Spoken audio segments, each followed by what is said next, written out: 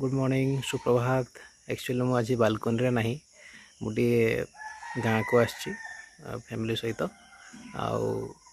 मुझे आम बाड़ी जिनस देखा देखिपे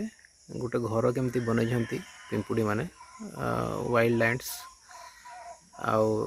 केमती से मैंने पतर को पतर नहीं कि चिपकई आप देखिपे गोटे गम टाइप लगी भल के देखिए यदि सीटा बोधे मुहर बाहर आउ से अठाटा से चिपकईकी पतर को पतर से घर करती भर से अंडा देवे ता साइड लगी आउ गोटे बड़ आकार देखिए हाँ यहाँ भी बहुत बड़ आकार से कम लगी एमती सब थाए गाँव में गोटे बहुत कॉमन जिनस थाए बहुत लोक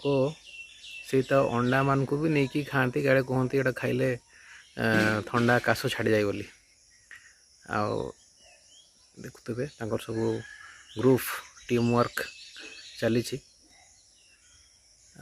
मुझे गोटे दो दिन अच्छी ये जदि आउ किसी सेमती भल जिनस मिल आपको देखी। Okay, thank you.